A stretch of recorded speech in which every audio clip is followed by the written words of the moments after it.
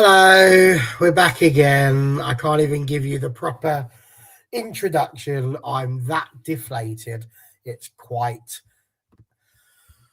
it's a PG show, but you know the word I want to put in there. It's pretty bad. I don't think that has been a very good week for us here as United fans. Hopefully, the therapy is going to work and the positivity is going to start coming back in.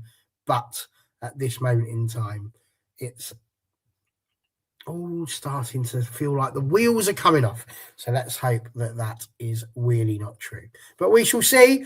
And we're going to kick off looking at this match with West Ham with two of my favourite people. Here they are with us again. Did not have to drag them on kicking and screaming in the slightest. They were more than happy to talk about this game and the delights within which they watched. First, of course, Andrew Wall. How are you doing, sir? Yeah, I'm all good. So it was a frustrating watch Wednesday, as I said backstage. Just all the hours getting there, and then the hours traveling back home. So it would have been nice to see United get a win after what happened in the final on Sunday. So yeah, it was just like United got to do better, especially with the upcoming games as well. Absolutely, and Becca, of course, lovely to have you here with us as well. How are you doing today? Do you know what? I'm actually in a great mood. It is Friday. We've had sunshine for 3 days on the bounce, I think. I've forgotten what happened on Wednesday. I don't know. I wasn't here for it, so I don't know what you're talking about. I'm here for positivity and looking forward, like you say. Well, lots of positivity. Let's be hoping that we can get some. I'm not convinced I'll be starting with any, but we'll see how we go. Neil's already straight in with a chat. Top three gone now against West Ham. Never looked like Manchester United were going to score. I think he's probably got quite a reasonable point on that one. It was pretty naff. Lots of people saying again we're missing Heaney. I think it's quite disappointing if we're going to sit here and say that our entire season is based around whether or not Miyazawa is in the midfield or not.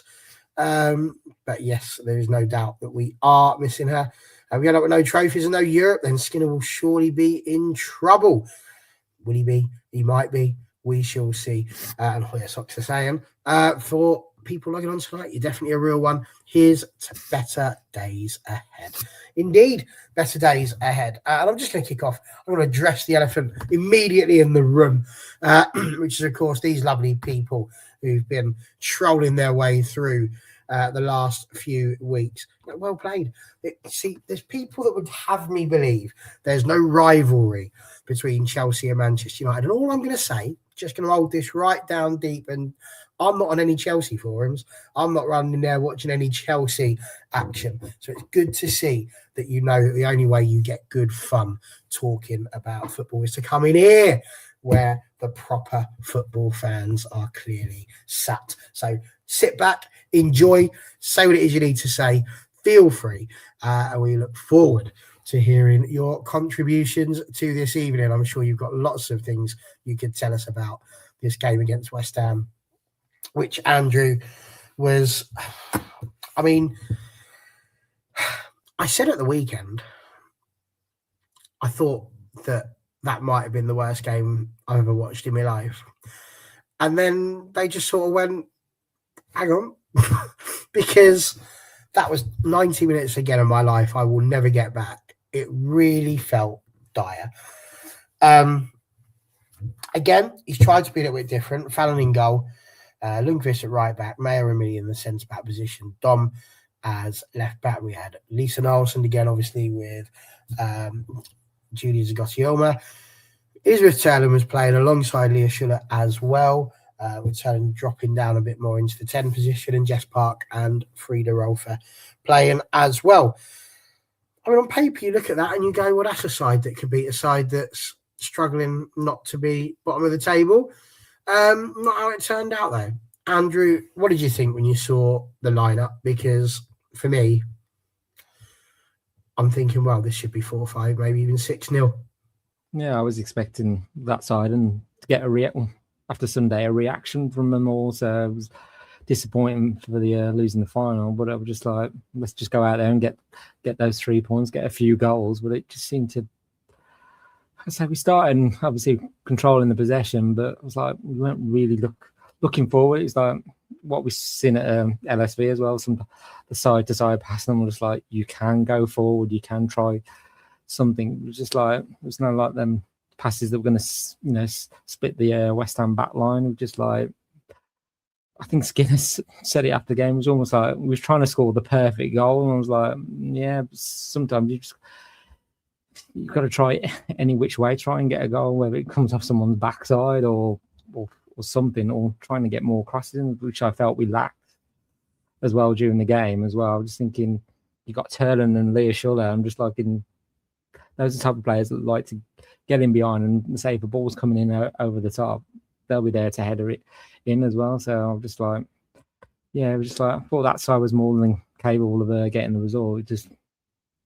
I just don't know why they didn't. But the same, I'm hoping for a reaction from them all tomorrow as well. So yeah, it says there West Ham's always been a bogey fixture. Even last season we drew there. So West Ham were resilient, and as they got to give them their plaudits as well. So they kept us at bay. Yeah, no, absolutely. I think that's a fair statement and assessment. I think about it all there, Becca. Very much the same sort of question for you, because again, as Andrew says, you're expecting a reaction. But I mean, there was somebody in the comments after the weekend, and it was quite an interesting point. After the League Cup final, the players, they're not sat there looking glum, looking down. They're stood, they're chatting. Some of them not seeming to be too fussed about it. Now, I can't say I saw that, because obviously I haven't watched the post bit of that. Why would I want to see Chelsea lift another trophy? I've already done that once in person. I don't really want to see that again. But if that's the case and people are sort of like that, you want a reaction. There's got to be a reaction, especially when you're now in a division where we had the advantage, and that advantage has now been given away. You must have been expecting a reaction from this team. Were you surprised that 11 were not able to deliver? Yeah, I was really happy with the starting 11. It was the 11 that I wanted to see on Sunday for the final. Maybe Mallard instead of Rolfo, but either way, it was a good, strong team, and it was always going to be a case of it's going to be 1 out of 2. It's either they're going to be fighting and hungry to come back after that loss, or are they going to be fatigued and a bit down in the dumps and not really got it in them. So I think we saw a bit of both. I think there were moments where they were just kind of not really in it, taking the time to grow into it, and then there were just moments of fight and attack, and they just couldn't stick to one or the other. And I think, like Andrew was saying, the trying to get the perfect goal. It's almost like Skinner's now, he's made all those comments that everyone's going on about the rubbish goal. He's now scared to get a rubbish goal when, we take 8 rubbish goals over, one perfect one. It's like they're trying to get the perfect one, and we're not getting anywhere close against, the likes of West Ham, where we should be easily coming in both ends of the table. And with a team like that shouldn't be a difficult task. Yeah, no, I tend to agree with that entirely. You're a very nice chap, and I know you're having a wonderful time. You've been in our comments from before as well. You've had a little go on Twitter and all. I've seen you, and I am all up for a little bit of banter. So again, crack on. Eventually what happens, fast Twilumber. Eventually I'll get bored and I'll start ignoring what you're saying. But now you want any which way kind of goes. Listen, if you genuinely just step back, and I know this is difficult for some Chelsea fans to do, but step back. If you are genuinely telling me that you think the 2 goals you scored against Man United the weekend are stunning, amazing, spectacular goals, then I've got a Specsavers appointment for you. All right? They're rubbish. Get over them. They were. The fact is, though, you scored. And I said that. And you need to hear both sides of that. So absolutely. Would I have loved one carrying off of somebody's backside? Absolutely. Because it would have kept you out of the top 3 in that position, not ahead of us. Of course I would want that. But I'd still be annoyed about the fact that we haven't made decent goal scoring situations or taken those situations that we did make. So listen, totally agree on that one. Right, I said I don't want to spend ages sitting here talking about West Ham because I don't really think there is a lot for us to be able to dissect. But again, it just didn't feel,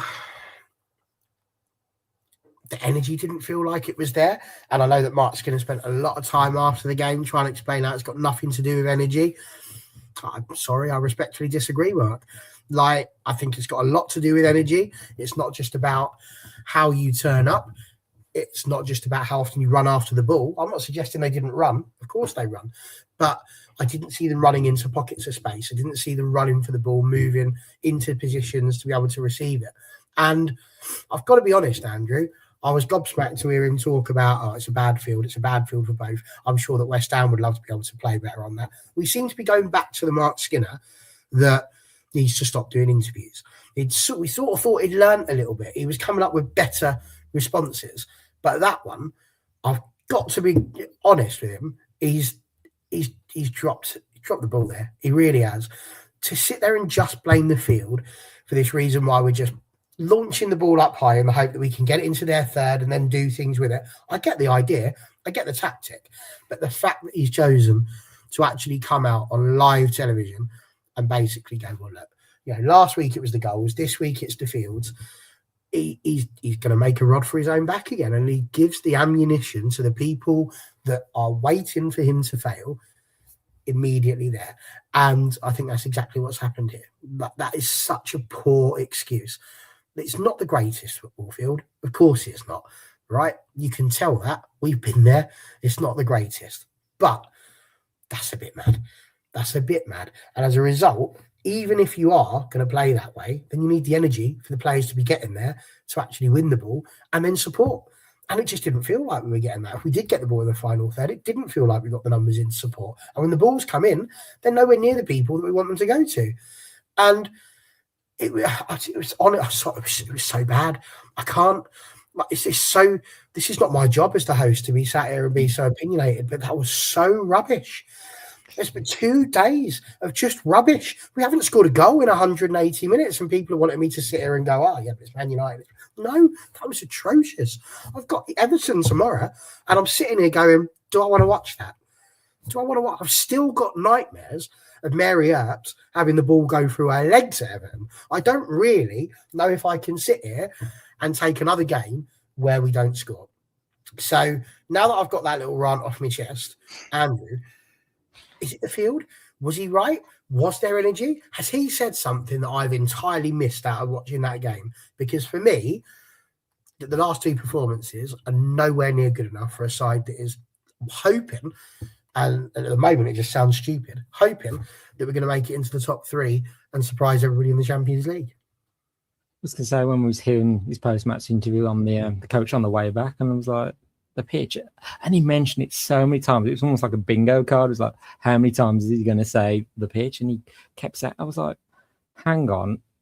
When we played Atletico Madrid away in the knockouts, that pitch wasn't great, but we seemed to manage and cope with it better than Atletico did. So to blame West Ham and their pitch and go, well, we couldn't really get going or couldn't, it's like, well, we've done it on just as worse a pitch abroad. So I was like, yeah, it was just frustrating to hear that from him, and just kind of saying that at the end of the game was just like getting frustrated with, about him. And so, yes, there's only so much he can control from the side, but obviously the players have got to do the business on the pitch as well. So, but yes, I say United, we're largely in control, but it was just that cutting edge in front of the goal. It was just like, it was that final third, the execution just.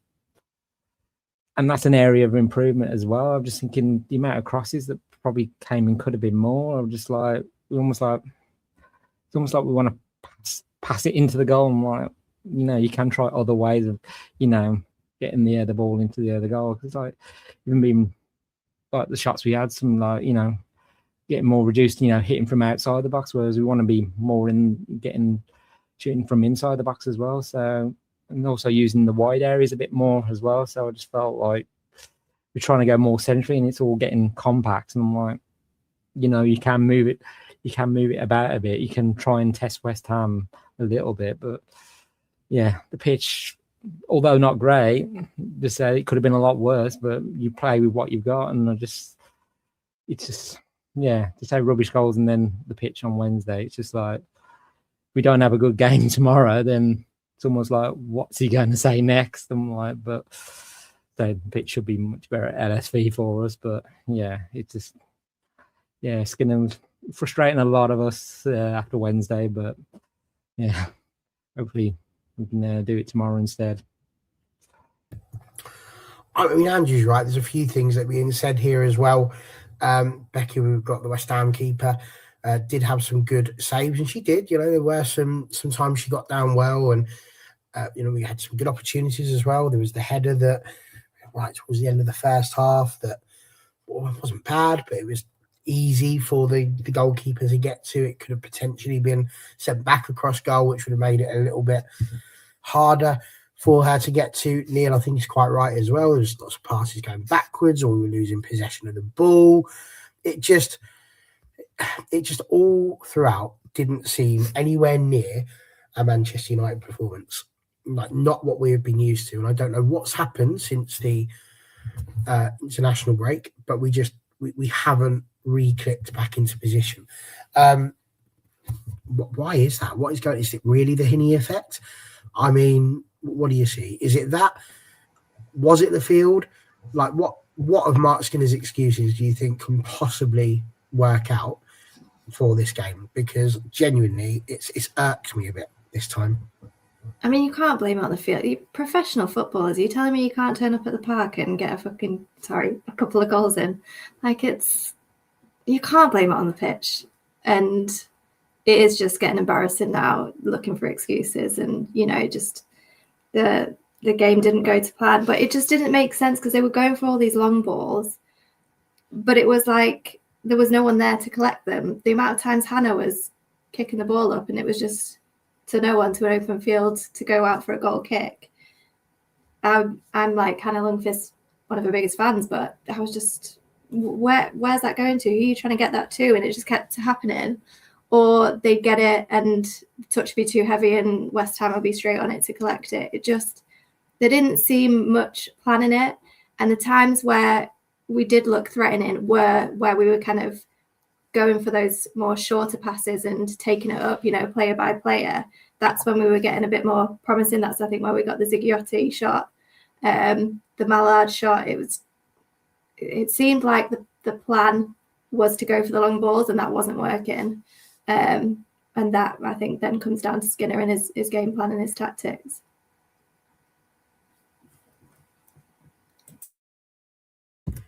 Yeah, I think you're right for the most part. I'm struggling today, guys. I really am, and that's the world knows. I mean, maybe not everybody, but certainly the people that are on here regularly. Like, negativity is not a part of my makeup. Not when it comes to this football club. Not when it comes to life. It's not how I would be, and to the point that we get things like this. And I still can't work out what team we support because it can't be us based on the constant barrage of stuff you say. But it's strange. It seems to be one voice of yours which sounds like you're a Man United fan, then another voice of yours that makes it sound like you're anyone but. But I still don't disagree with what I'd said here. Yeah, absolutely let him finish what he'd started, because we've made 4 finals in a row. Like, that is in itself not bad going for a side that only began in 2018 in the league below. Like, whatever people want to say about us, how much they want to, we're just one FA Cup away from the London City Lionesses. Yeah, that and about £5 billion in the back pocket of people that are willing to invest in women's football. He deserved it. He did. And nothing will ever make me change my mind on that. But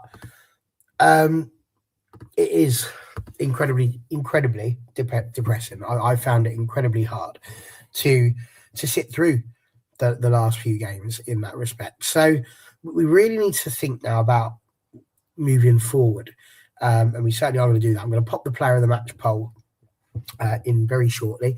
So get yourselves ready with your trigger fingers. I'm sure you're all sitting there thinking, oh, it definitely must be this person. I'll be very intrigued to see who we are going for. But I think my last question really about the West Ham game was that, again, Andrew, we had chances, we had a few opportunities, we had more possession, we had more shots on goal, we had more clear-cut chances in that respect. They didn't. They had about 3 good chances, of which Tully's Joyce saved them all. And this is a side that hadn't kept a clean sheet all season, and we've given it to them. In fact, they haven't kept a clean sheet since last year. And I don't mean last year as in 2025, I mean like last season. So they just weren't doing very well. They've had a lot of goals conceded against them. Whether you're playing at Old Trafford or whether you're playing on Hackney Marshes, if you're as talented as we think you are, surely you can find a goal against any team on any pitch eventually. That you've got to find a way to adapt to it. What is it that we're missing? What do we need to do? What was there something? Was there a moment that you thought this is where we could have got the goal? Was there something where we could have given a little bit more? Where was it? Or were there any positives for you? I don't really have a single individual question for you. I think really it's just the last chance. If you want to say anything about West Ham, this feels like your moment because we're going to look ahead after this. Yeah. I was going to say, I'll give West Ham their credit. They stopped us at that final point, and that's where we lacked that final bit of creativity. And I don't know, it's like in seasons gone by where we like stumbled in some fixtures and where we should have thought, oh, we should have got something out of that. I'm just like, I don't know, is it some mental block? I remember Skinner saying after the final on Sunday, he said, oh, I'm going to have to do a lot of deep soul searching about things. And I'm like, we're going to have to figure out certain things quick as well. I'm just thinking, I feel like sometimes the finishing and the decision making needs to improve as well. And I just think, just going back on Sunday, like who we start with, like with Tellen and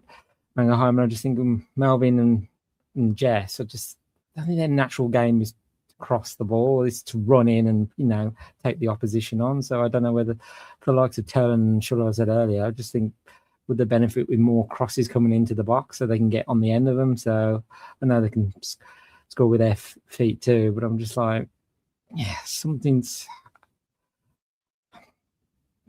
trying to work out what he needs to do next, and I'm just thinking these games where we do just fall short, where we can change it. So I just think in seasons gone by where we've done the same thing, we never quite found the answer yet, and just probably what's separated sometimes, like missing out on those Champions League qualification spots. So I know Connor put something out after the game saying if we win all our remaining games, then Champions League is ours. But to do that, we've got to win all those, including Chelsea on the final day. And which is something we've never done in the league, is beating Chelsea. So, but as he said, it's still in our hands though. So, but yeah, it's very tall order. And I just think the games we've got left, I think some of the teams that we were playing are inside the top 6 as well. So it's just like the other teams that we're up against have got a more easier running as well. So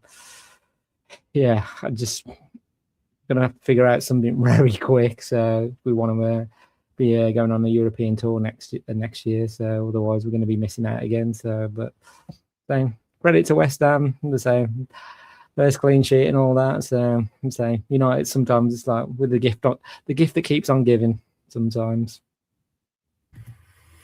Yeah, I mean, it is absolutely. I don't know what you're thanking me for, but you're welcome, I'm sure, with all of that. Becca, same sort of question for you, really. The question for me really sort of comes down to, we know we've got good players. We can see them being good players. I've got another slightly different question based around that in a bit. But when you consider that game against West Ham, what's your overwhelming takeaway really from that game?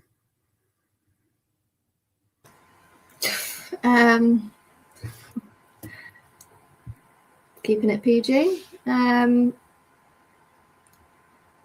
Yeah, not a lot. Just disappointing. Just underwhelming. I think I'm kind of leaning on the excuse of fatigue from the cup, but would we have seen the same thing if they'd had a week off? Potentially, we could have.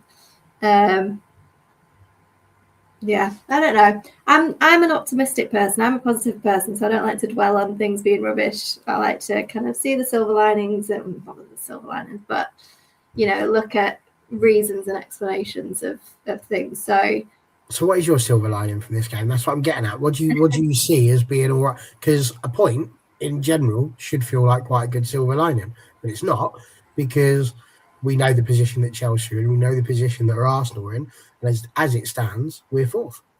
I do still remain optimistic in the sense that, yes, we've drew to West Ham, and yes, now we've dropped points, but so have Chelsea, so have City, so have Arsenal. Just saying that we have to win every game now, so do they. So there's nothing saying that they're not going to drop points as well.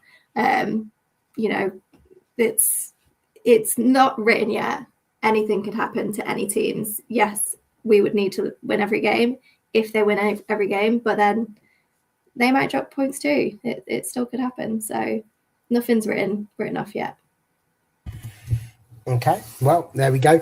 The player of the match poll has been put into the chat. I will obviously get your guys, as in the main chat over there, the ability to vote for as long as you need to. That's not a drama, not quite as long as you need to. I mean, you've literally got to the end of the show. That'll be it. But I'm intrigued about you two guys. Who was your player of the match for the game against West Ham? Becky, you can go first on this one because Andrew's gone first all the way through. Mine's Ziggiotti, and not just because she's my favourite. I thought she was really playing at kind of her strengths. She was getting everywhere she needed to be. She was making some important challenges and winning the ball. So I thought she was, very present in the midfield. So mine's Ziggiotti. Okay, fair enough. Andrew? I was going to say, I concur. Ziggiotti stood out for me from watching the game. Just say, looking at a heat map from the game, it was just like Becca said, she was just literally everywhere. Just to say, so I'd say everything Becca said, I agree with. She was just like, say, the engine of the midfield. So she was just, I think, trying to do everything for us, but I'd say, unfortunately, wasn't be able to one thing get a goal for us, but she did everything else right there. Yeah, no, I think that's perfectly fair on that one. With regards to this, no, I don't think it's weird the kickoff was delayed for traffic, insofar as that is something that has happened before. If fans are struggling to get to the game, it makes complete sense that you would want to delay the kickoff to allow as many people that have bought their tickets to get there and be able to watch the spectacle as I really thought it would be beforehand. I think in hindsight, they probably have just rather the game had started so they could get in and get out at the usual time rather than having to have that extra sort of 15 to 30 minutes added to their trek. I don't know, but listen, for me, if I was on my way to go and watch a football match, I would be certainly quite pleased that it's been pushed back to give us an opportunity to arrive, because it doesn't matter how much you paid. Ultimately, lots of these people coming down to London from Manchester absolutely would want to be able to actually see the match they paid for, and if it's traffic that's stopping them, that's not really fair. I mean, you couldn't tell whether they were there or not sometimes, so maybe we should have just started. Who knows? No, But there we go. I was going to say the team were there when the announcement came through, but it was delayed, so the team were there. Thought so. Yeah. Happy moments. But there we go. Right. So that's the game. So I want us to, for the same reasons that you said, if I'm honest, Beck, to try and look forward, because before the international break, I think we were all on a bit of a high. Maybe the team weren't necessarily at their very, very, very best, but we were in the top three with it very much being in our own hands. We were in the League Cup final. Yes, we've been knocked out of the FA Cup but there was reasons to be cheerful. And of course, we had the wonderful game against Bayern that we knew was coming up as well. So we're having all of these different moments ahead, but just sort of one by one, everything seems to be dropping. Like I say, the FA Cup went, the League Cup went. Now we're having a little bit of a problem in the league. This game against Bayern, I just feel like if we're going to turn up and play against Bayern in the same way that we have against Chelsea and West Ham, we are inviting ourselves into a whole world of danger that would be very difficult for, what has ultimately been a pretty reasonable defence. I suppose really that's my first question. And I'll go to you for it first, Becky, because you said you like your silver linings. And I don't want us to just go, yes, we're optimistic because we're United fans. Because obviously we're optimistic. None of us are going to sit there and go, there was no chance. But I want us to take a moment and actually think, not do we think we can do it, because we know we can. I'm 100% in belief that United could go and beat Bayern. I think there is a chance in that one. Whether we get further than that, I think is definitely up for debate. But I think there's a reasonable opportunity and a reasonable chance for us to do that. But I'm also not naive enough to think that if we turn up against Everton tomorrow, don't get a very good result there, I'm not naive enough to think that we're just going to waltz into a game against Bayern Munich and all of a sudden be, there we are. There's the Manchester United that have been missing for the last 3 games. So when you look ahead, what do you feel? Do you feel, yes, there's going to be some success? Is it worry? Is it fear? What is it that you feel when you look forward? I feel excitement for it. I think no team is unbeatable. I learned that when I watched Arsenal beat Barcelona. So no team is unbeatable. Anything can happen on the day. We had a rough patch in November where we lost to Aston Villa, and then we went into the PSG game for Champions League and won that. So even if we are having a bad run, that's not to say that Bayern's game's then going to go the same way. We might then have a different day and get the win there. And, so, yeah, I do always just look at each game optimistically. And, okay, just because we had one bad one doesn't mean, or 2 or 3, doesn't mean the next one is then also going to be the same. We've got a lot of players that have come from Bayern, so they know the players, they know the team. That could help us there. And, it's a big night at Old Trafford. The team are going to be excited for it. Are going to be fighting for it. A lot to prove now, so they might really come in fighting. So I am obviously nervous. It's going to be challenging. It's going to be a difficult game. It's not going to be an easy game. But then it's those kind of games that are even more exciting when you do win them, and it feels so good to watch those wins. So yeah, going in with it with excitement, bit of realism. I don't know what the word is. I can't think. But yeah, excited and just move on from one game onto the next. And of course, that is exactly how football works. Whatever the result is, whether it's good or bad, you don't have any option. And that's the one thing that Skinner said after the game that I think is perfectly fair and reasonable. You don't have the time to sit and cry about it. You just got to get up and get on with it. But the turnaround is so big at the moment that these issues that you might have had on the pitch, Thursday was obviously going to be a recovery day, having played the night before. Really, then Friday's the only day they've got to throw tactics in and to think about ways they want to play and what they want to do and work together as a team.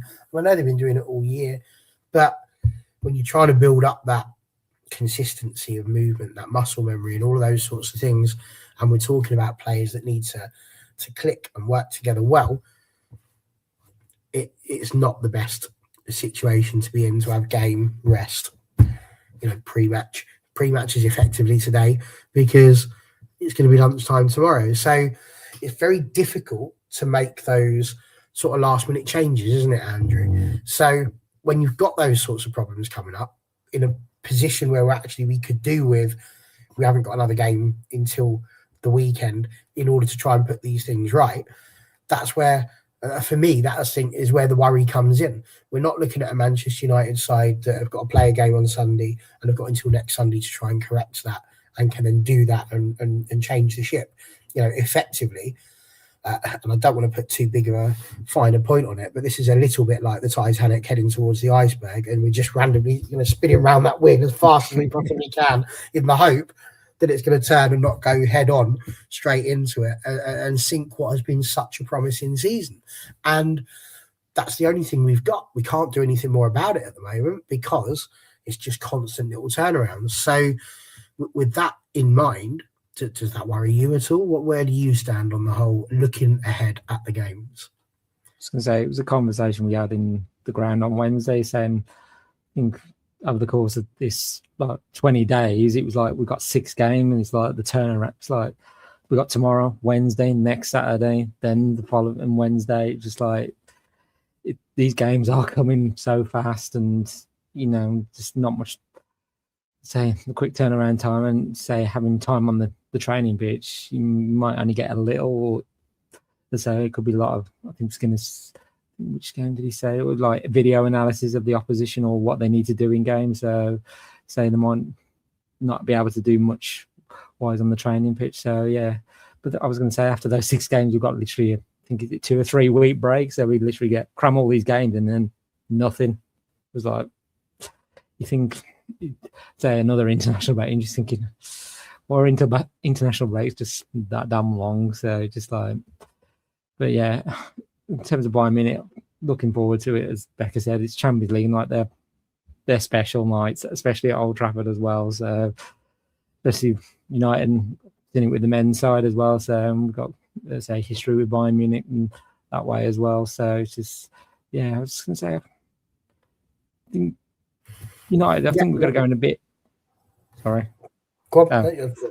I'd say I think United just got to go in there and be confident as well. Just think, well, we can go out there and get a results. But we say if I go with a 2-leg tie, you'd rather be away first and then come home for the second leg. But so this time we've got to at least be still in the game by the end of the first leg. So we've got something to take to Munich with us. So we don't want to be going there and we're just playing for pride. So I just want to be still within it. So it's going to be tough. As I say, Bayern are a top side, so they're going to cause us some problems. But I think they thought, well, when we played PSG, I think they were going to cause us some problems. But as I say, we came through that, and that was at Old Trafford. So the players rose to the occasion. So I'm hoping they'll do that on Wednesday as well. So I'm really looking forward to that. But obviously, we want to be going with some momentum, so getting the win tomorrow, and then winning breeds confidence, and say we don't want to be going in there with the players say we didn't get the result tomorrow and they're a bit deflated. We want to be, everyone's going to be on their A game next Wednesday. So, but yeah, I say can't wait to next week and the away leg in Munich as well. Yeah, no, I think you're right. I think there's a lot to be said on that one, but this is another interesting one. I mean, you put the Bayern play today 1-5-0. There are plenty of time to recover before facing you. Now, I don't actually want to look at this from let's moan about it sort of thing, but you think about how the scheduling systems goes for British teams at the moment, and specifically the English teams here. I think this has been something that we brought up on WOFO a little bit as well, because you kind of want to see your national federations looking after your interests if you are representing them in Europe. That's not really what tends to happen. They're worried too much more about and I understand why, the competition that they run and the competition that they're in charge of. I get that. It's their job to make sure that's done and fair. But is it really that fair when some of the top teams that are playing have games like this? And it's only one day, absolutely, but it's not really only one day, is it? Because we've had to play on the Wednesday because we couldn't have that rescheduled to later on in the season when there was a bit more of a break potentially. Instead, we've had a cup final immediately after an international break. And for those wanting to know, I brought this up before we got as bad as a performance as we did in those two. So do feel free to go back and check me with that. But we had cup final, we've had a WSL match, literally 3 days later. 3 days after that, we've got this one coming up at lunchtime as well against Everton. And then we hit a point where I think it's 4 days later, we get the chance to play against Bayern Munich, who would have had 5 days rest. And then it's straight back into another game against Manchester City before having to play Bayern again. Now, I know that you're supposed to have midweek and weekend ones, so I'm not complaining about the Champions League schedule in that respect. But for a build-up towards it, it's that sort of situation where you're not really... Could we have not played on Friday evening? Is that not something you could have done? Could we have not played Friday evening against Everton and like I say, move the game from West Ham to another time? And I don't say that from the point of view of wanting United to be obviously winning the games. Of course, that would be a lovely thing. But it doesn't feel like they're giving us the tools we need to go and succeed in Europe. And they didn't really do that for Chelsea either, because they've had to follow exactly the same sort of path that we're doing. And of course, Arsenal didn't play midweek, but they're of course going to be playing as well at the weekend. They've got, it seems to me, the better end of this deal. So I'll open this question up to both of you, really. It's up to you if there's anyone who wants to mention anything about it. But do you think there's something to be said for the FA or the WSL or somebody like that to actually try and find a way to make it a bit better for the teams that are in European competition, so they've got a bit more time to turn around, especially, well, I say especially, but you're going up against Bayern Munich, you're representing the country. I don't know. Or am I just chatting complete and utter rubbish? I don't know. Sometimes I'm not sure. What do you think? So I'll go first. You just see, even from the men's side, you see other countries and their FAs, and they give the teams, move their games or give them at least a week's preparation to a final. I'm just like, whereas here in England, it's just like, we'll cram the games in, and it's like, don't give them, you're just playing back-to-back games in like so many days, and it's just like, well, you're representing the country in that final. I'm just like, surely we should be helping that team, and say giving them as much preparation time to win that final, but it doesn't seem to be the case here with our FA and all that. So, but just, I don't know why other countries seem to accommodate, whereas we can't. So it's just, sometimes it's a bit frustrating, but as I say, just someone to just say cramming all the games all at once, and just sometimes it just seems a little bit unfair. So, but yeah, it's one of those things we have to deal with. So just the same, just got to play these games and get them done.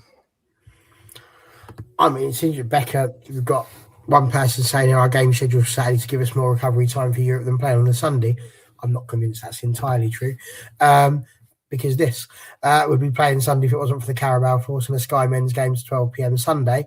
I think the fact that there's 4 games being played on Saturday at 12 and only 2 games being played on Sunday, one at 12, one at 2:45, both of which nobody really gives too much of a hoot about, could probably tell you everything you need to know on that situation. But yeah, Becca, anything you would add to the whole, is there a better way of sorting the schedules out? Yeah, I think they could be better, like you say, if it's making it fair for both teams that you're getting the same amount of rest. There's cramming games in, but then are Arsenal still 2 games in hand that went in January?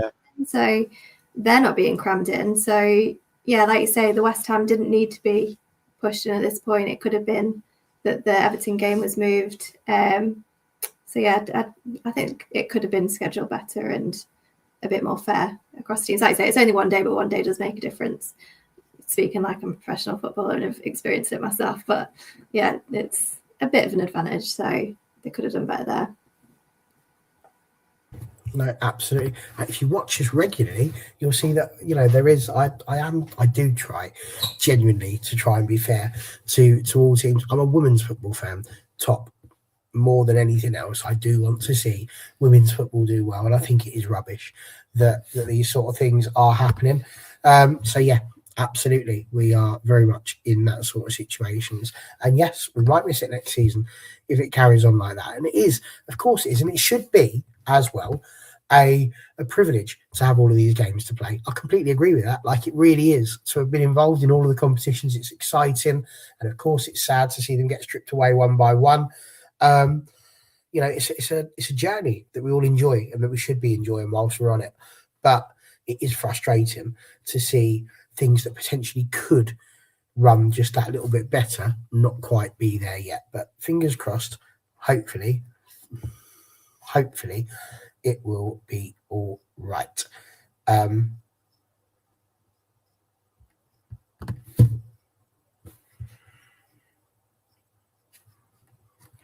I don't know if you're right or not, but based on what I've just said, I don't really care. I still think they could have put it Friday night. If they really cared, could have put it Friday night, or better still, even if they did keep us on Saturday, just don't make us play Wednesday. Like, whichever way you're playing around with it, if you want to say that's giving you more time, don't then make you play the Wednesday.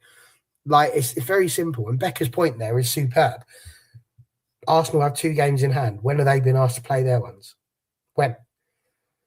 Is it because they're the Golden Girls, because they've won the Champions League now, and so therefore they can have whatever they want? Is it because they're filling out the stadiums in the Emirates, and all of a sudden everybody wants to give all of the positivity to Arsenal? Is it because the media now want to turn away from the Chelsea-loving side now that the lovely English-born Emma Hayes has gone, and so now we're going to go over somewhere else, over to Arsenal now? They're the new darlings of English football. I don't know. There's lots of possible conspiracy theories as to why that might be. All I do know is you didn't need to make us play the Wednesday, did you? You didn't, but you did. And that's the same for Chelsea. There we go. That's all I'm saying. Getting a bit of a bee in my bonnet about this. Here's an interesting question. Is Ella Toon going to play again before the end of the season? It's a great question. Again, I'm going to throw it out to you. This is going to be a bit like this now for the rest of the show. I've got a few different questions that we're just going to throw out there that I think is good. 1, will she play again before the end of the season, do you reckon? And 2, if she does, when I say will she play, will she be available to play again before the end of the season is really what I'm asking. And then, do you think she actually will? Can you see a place for her? Do you think we've missed her? Do you think we need her? Discuss. I think we will see her. I think she's due back in the next couple of weeks, is she? Apparently, but yeah, I think we'll see her, and I do think we've missed her. I think Toon's a bit of a divided player with some fans, but I do think we've missed her. I think she works well with Jess. The 2 of them, they were linking up well at the start of the season. I think the beginning of the season, that lineup, before we had Schuler and Vangerheim, and we had kind of a set 11 that was working really well, and Toon was part of that. So I do think we miss her, and I do hope we see her back sooner rather than later. Andrew? Yeah, I think Skinner said a few weeks back, he said that I think the target, I think he was hoping for the cup final, but he said the target date would be the derby next weekend. So we'll see if anything materialise. But as I say, I'm not seeing her back on the training field, so I'm presuming unless she starts back early next week, we'll see. But I say we'll see her back before the end of the season. So, but will she come straight back into the starting 11? That's what I'm not too sure. But I just like the game on Wednesday. If she'd been available and maybe coming off the bench, she could have been the key that unlock the game. So sometimes Tooney, can deliver those moments that we need. So, but yeah, definitely we'll see her back. But yeah, I'm not sure whether she'll head straight back into the starting 11. But we'll have to see when she, back on the field. It's difficult, isn't it? Because she's been out for a while, a bit like Leah Goulton, very similar sort of situation. They're both options, great options to have. But yes, it can be really intriguing to see whether or not they can come back in, the pair of them, Leah and Ella, and whether or not they'll be able to perform at the levels that we need them to perform at immediately, or whether they're going to take a bit longer to sort of get up to snuff on that one, I suppose, because it's not the easiest of jobs to do. Right, a little bit of this. Listen, on it, we've had lots of unhinged Barry over the course of the 4 years or so that I've been on this show. It happens, and when it does, Andrew tends to laugh, which is lovely, and I hope you guys do as well. And I love this, Emily. It's part of the reason why I love you. You're always fair, impartial, wise, and one of the most sensible football fans I know. Even when I don't agree with you, I can always see where you're coming from. That's all I ask for. Just see where I'm coming from. I might not be right, but there's a reason at least behind it. Next question, this one. We sort of brought it up a little bit at the weekend because obviously we saw a bit of a 4-4-2 against Chelsea. Did we see anything in that? It seems like a really silly question now. I've just said it out loud, but having lost. But did we see anything in that? There were people talking about Lisa Nielsen obviously being activated a bit better in a 4-4-2. Is there something about the formation? Because we've pretty much had this formation, I think, since our formation in 2018. I don't think we've ever really moved away too much from the 4-1-2-2-1, really, sort of idea that we're going for, or as we like to call it, a 4-3-3, even though they're, playing about with it sometimes with a double pivot, sometimes with a single. Is there a bit more of a change there required? Would it be a sensible sort of idea to look for some proper generic wide midfielders that could go out into a 4-4-2 situation? Is that something that could help us to be a bit different? Or do you think that actually, because for me, my answer to this would be looking at the players we've got at the minute, I'm not sure they're suited to that. I think that would require some different sort of players. What do we reckon, Andrew? Same. It's old school, the 4-4-2. Growing up in the men's side in like the 90s, very home, it was always the 4-4-2, and then if it was going away from home, it'd be more like a 4-5-1. So I know Skinner's employed like the 4-2-3-1 so, as well. So just say changeable might, but it's just having those players that can do well in those positions. I just think those wide players, I just think, yes, Melvin and Jess can be out in the wide areas, but it just, I like, if they are going to be, I just think I'd like to see them throwing some more crosses. And I just think, or even like, he put Vangerheim on the right wing as well. And I'm just thinking, is that really her natural position? Because I know she's new to the league, and say it's going to take some time for her to adapt. And I just think she's struggling a little bit at the moment. So is she going to be more better sitting behind as a number 10, or is that going to be Turlin's role, or Vangerheim to go further forward? So I don't know whether changing formations going to change necessarily everything. So, but it's just having the right players in those positions for that formation. So, but obviously, when you're on the attack, you're in a slightly different formation. When you're defending, you're in a different formation again. So, yeah. So I'm not too sure on that one, but I prefer. I'm an old school, but yeah, I do like a 4-4-2. But whether Skinner will keep going with it is another question. I mean, I love a 4-4-2, Becca. I think, you've got everything that you require there. Two people that can look after the ball in the centre of the park. One of them might go forward a little bit more than the other one, while the other one just sits and patrols and looks after things. Two wingers that will get up and be supported by fullbacks. It's the usual sort of thing, which you would argue is very similar to the one we've got now. But I don't know. Like, what do you think? Can you see a point to this? We've spoken about formation change a few times on this channel. Do you see a change? It may be 4-4-2, but a different formation that you think might help? I haven't got a clue when it comes to stuff like this. I know you've got someone in goal, you've got people at the back, people in the middle, and people at the front. So it doesn't mean anything to me where they're running around.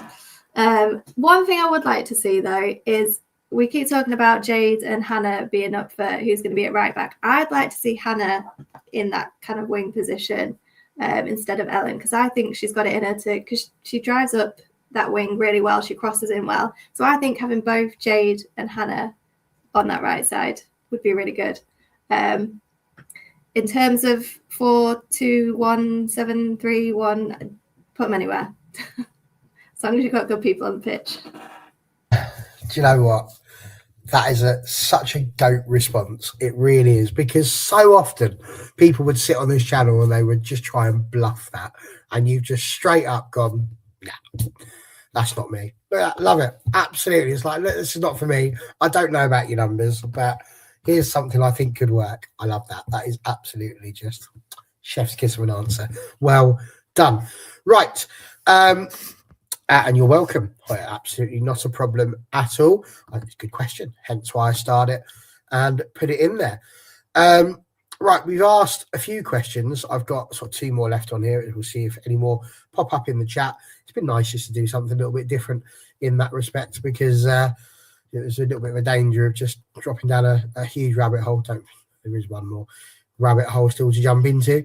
But Chelmer said here a bit earlier, if you drop points one more time, you can forget about finishing in the top 3. Question 1, do you agree with that? And question 2, where are you most worried that could happen? Like I said before, anyone can drop points. I'm not set on anything until the facts are there, until the actual maths is there that we physically cannot do anymore. Then I'm waiting until then. And I do think we tend to drop it at the places where we don't expect it, like with West Ham, with Aston Villa. So, you know, we might come back fighting with City and Chelsea that we might get all 6 points. So, yeah, I just don't think anything's set in stone until the maths is there and it's factual. We cannot do it. We have to go forward positively and with hope and confidence that top 3 is absolutely doable. Fair play. Straight in with that. Andrew, do you agree with that? Yeah, I agree. So in any game, 3 points is not a guarantee. So we could see games where we should be beating the team and getting the 3 points. Like West Ham, we was going into that thinking, yeah, let's get the 3 points and then move on to Everton. But so when you start thinking like that, then you usually slip up. So, but as I say, we just got to, hate to use the cliche, just take one game at a time, and then we'll just see where we come at the end of the season, where we're lying in the table. And so the table never lies at the end of the season. That's where you are. So we'll see. Fair play. I mean, you know what? It's not that. Maybe I have been too worn down over the course of the last couple of months with comments such as these coming around us. But yeah, I think that's my general way of looking at things. And I'm sure that if we win against Everton, all of a sudden my positivity will restore itself a little bit more. But yeah, Jess, I'm struggling a little bit with the positivity today. It has been a very long week indeed. Absolutely welcome. We love it. It was a beautiful thing when it was started, and it has just grown and grown, and we're very, very pleased and proud of it, and proud to have you guys as part of it. Right. I promise you another little rabbit hole, and it's not going to do your positive vibes any good, Becca, but it comes to the previous couple of weeks ago, we had a question from a Chelsea fan which just sent the channel spiraling completely. And it was all about whether or not Mark Skinner is indeed a legend of the football club. And I don't think I've properly recovered from that question. But this is like the antithesis to that question, really. And it is this. So do we think Skinner's now reached his ceiling with this team, which is not a bad thing to say? 4 cup finals, like we said, one of them that he's won. He's done incredibly well to do that. He's taken us into the Champions League quarterfinals, something we've never done before. Lots of positives around that. Would always be competitive, but can he get us to that next level? Do you see Mark Skinner being in charge, lifting a WSL? Do you see Mark Skinner in charge, lifting a UWCL? Do you see that happening, or do you think there is a different tier? And again, this isn't necessarily about saying Mark Skinner's bad. This one is about just a simple, do you think he has the tactical know-how? Do you think he has the motivational skills, whatever it is you call it, to be able to get us across the line on a WSL, which, let's be honest, fits in with the strategy that United released earlier on last season with regards to, I forgot what the title was, something like Project 2027 or something like that. But this idea, Project 150, that will do. I mean, it doesn't sound like the year I was thinking of, but maybe that's the amount of years it's going to take until we win it. I don't know. But that project absolutely spoke about us winning the WSL. Can you see Mark Skinner being in charge when we lift that trophy? Or is it going to need someone else? I don't like to comment too much on Skinner because, believe it or not, I'm not a WSL manager, nor do I know what it takes to manage a team or go into each game. So I don't like to comment on things that I have no clue about. But it does kind of feel like we're like plateaued at this top 3, maybe FA Cup. I mean, it is building year on year, like, you know, getting promoted, getting to that top 3, getting the FA Cup, getting to Champions League, getting to quarterfinals of Champions League. So I don't know. I think there's still room for growth. Would we have said this time 2 years ago when we were finishing 5th, oh, you're going to be in the quarterfinals of the Champions League? No, everyone was saying Skinner out then as well. So I don't necessarily think that is it. I think there needs to be more and we need to see better. But I think there's still potential for more growth. Andrew, he's surprised us in some ways. You know, I think if you'd have asked a lot of people the year we finished 5th, you know, could he do any better? I don't think we would have seen him having some of the players that we have got in. But, and I say this, and I will definitely not be revealing who has sent this, and no, just in case anybody wants to start some sort of massive rumour. No, it's not Connor, it's somebody else that I know. So just we can have that incredibly clear, because I want his reputation as full as it should be. But I had a friend of mine text me and say, I really do believe we've got fantastic players. I just don't think we know what to do with them. I can agree with that point. I was thinking after Wednesday and obviously the defeat from Sunday, I was just like that question, has he taken us as far as he can possibly can? And I was just like, every season there's been some sort of growth and progression. Like I said, finishing difficult as it, and say, oh, we'd be in another FA Cup final, we'd qualify for the Champions League, and just like we'd all said, yeah, snap your hand off right now and say we'll take it. So I'm just I think, because he said, oh, we're getting close to the likes of Chelsea and all that, but as he said, well, we've got to be on their level and above. We can't just still be getting closer. We've just got to, you know, start to get above everybody else and start to be, you know, the ones dominating. So it's just, yeah, I'm having that debate in my, when I saw that question the other week, is he a legend? I was like, oh, I just thought, if we win the League Cup, will he be a legend? There's many detractors, you know, about, you know, detractors of Skinner, and there's those that, you know, got positive things to say about him, but it's just this is the debate I've had in my own mind. I'm just like, but then it's, say he was to go, who do we go and get? It's just like, who's available, who's, you know, we've got to break someone's contract, you know, pay out as well. So it's just like I said, let's see where we are at the end of the season, then we can judge him and say, well, you know, see where we finish, and are we still, you know, we going back into the Champions League again? So, but yeah, sorry, I'm gonna have to sit on the fence. I just don't know at the minute whether he can take us forward. So, but I don't. We'll see. We will. We absolutely will. It's absolutely fine to sit on the fence, because that's very much where I am. You know, I believe I've seen a growth within Mark Skinner, but equally, you know, there's times when I'm very, very frustrated, and Wednesday was one of them. I was incredibly frustrated. I went to bed, and I won't mind admitting I swore a little bit because I thought it was one of the worst responses he could have had, and it's the way he strode over, and I wasn't happy with that. I wasn't happy at all. I wanted to just take him aside, and put my arm around him and just sort of say, Mark, now come on, that's not what you really think, is it? That's not. Anyway, let's move on to the slight next part of that, which was we have some people who said this earlier on. I can't understand the Skinner outs. Who is out there that can do a better job? And I would argue that there's not a huge number of people that would have picked Andre Yeglets to take over at Manchester City, and certainly not to have expected him to have turned the team into the title chasing side that they are at the moment.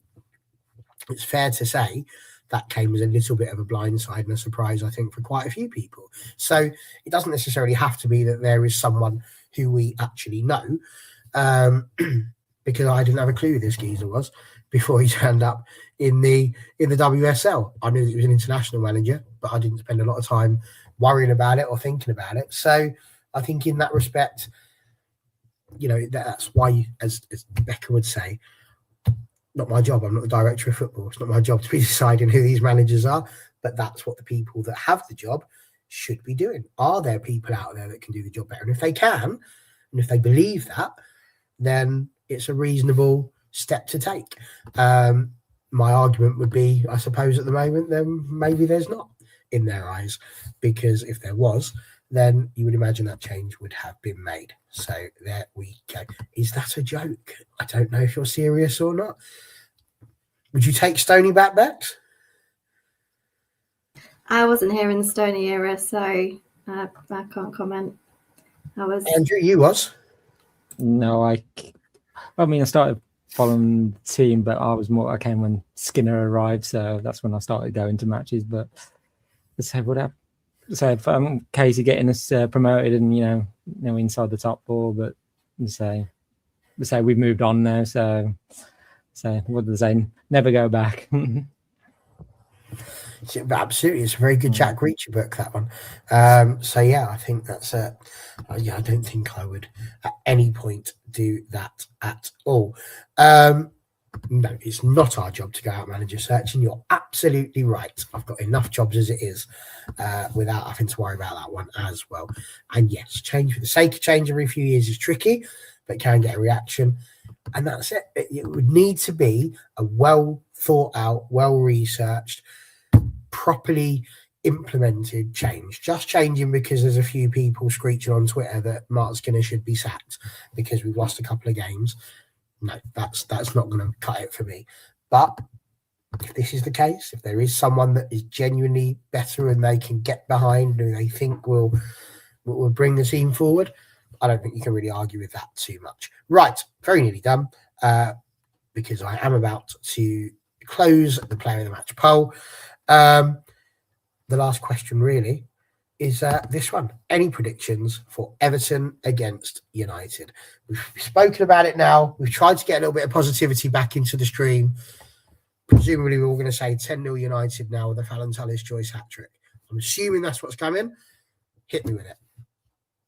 Do you know what? If we don't see a Fallon Tullis-Joyce winner when she's come down to goal this many times this season, I'm going to be sad. I feel like it could go literally any way at this point. I'm going to be optimistic. I'm going to say 3-0. We're going to be fighting. The sun is going to be shining tomorrow. It's going to be a lovely day in Manchester, which, as rare as that sentence has ever said. But let's go. 3-0. I was going to say, we was having a laugh and joke before the West Ham game on the coach saying, we're going to win 20-0 and Fallon's going to score as well. And just that didn't turn out very well. But no, I'm going to go 2-0 tomorrow to us. Just think, just get the job done and those 3 points. That's the main thing. Whether it's a scrappy affair or we're in total control and dominating, just the win's the most important thing tomorrow to get, I think. You're on mute, Barry. Obviously, I wasn't whispering and muttering to myself whilst I was doing all of that, because you'd have heard every single word of it had I chosen to do it. So this is how live mic fails happen on these things. So there we go. I love this, because Hoya saying 12-1. This is much more like what I'm looking for. Gareth saying a Fallon goal is coming. We are going to have to put the ball somewhere close to her when she comes up to these corners for her to have the opportunity to do it. I know she's tall. She's not that tall. JJ saying 4-1. Truth only going with a 1-1. Emily saying 3-1 United is probably the only team in the league she genuinely wants us to beat with a passion. So I'm happy to accept that. 2-1 United. If we lose, he should be sacked. Being said that, I presume you mean Mark Skinner, not me. But listen, I'm willing to go if we think it will help the team. That's not a problem at all. Have United scored yet? No, not since the international break, Sean. It's a bit depressing. Don't go there. A dead rubber draw. That's a bit of a cheeky one. It's not quite a dead rubber just yet, is it? And just be careful. Keep your words sweet. You might need to eat them later. We will win 3-0. is being said there as well. I have closed the player of the match for the game against West Ham for what it was worth. Elizabeth Turner finished with 6% of the vote, May Letitia with 22%, Fallon Tullis-Joyce had 23%, but as the panel stated earlier on, with 49% of the vote, it is Julia Zigotti Ulmer. So there we go. That is our player of the match for the game that I am now going to try and forget ever actually happened because it hurt my eyes. Right, let's get rid of that one. I'm going to just... She's not gone anywhere. It's not available. Like, it's lovely. Like, you put this down about 10 times now, and I don't know whether or not I should be, worried about that. But she's coming. Don't worry. She will be back when she can get herself on. It's absolutely fine. She's all well. Today, even if she had to come on, you wouldn't have heard her say a word because she lost her voice. All right? So, good luck, Beth. We hope you're feeling better soon, but we will have her back. Don't worry. We've got lots of people that we're hoping to have back as well. So there we go. Either way, it's been a pleasure. I thought this would only last 5 minutes. And here we are, as ever, just over the hour. But that is us for this evening. Becca, Andrew, anything else you want to add or anything else you want to throw out? Anything you want to shout out? Anything like that? No, just let's get the win tomorrow. Get a goal. Yeah, the same. And hopefully the United men's are on now, get the win as well, start the weekend right, and then the girls follow it up tomorrow. Absolutely. I completely agree, and hopefully that's something that we will go and do. I feel like this is pivotal. If we don't get a good result this weekend, I worry very much so about the 3 games that come after that. But if we can get that win against Everton and just remember what that winning feeling feels like, then you just never know what can happen next. What I do know is going to happen next is I'm off to bed because I'm a very tired boy, and I've been grumpy this evening, and I find that a good sleep recharges the batteries and I'm ready to be much more Becca-like, much more positive. So maybe that's what I'll go and do. We'll wake up, and before you know it, Everton will be defeated by the mighty Manchester United. And if not, we'll be back here on Monday to continue our therapy sessions. So whether it's a win, a lose, or a draw, we'll see you here. And maybe Beth will be here, maybe not. You'll have to tune in to find out. See you later. Bye-bye.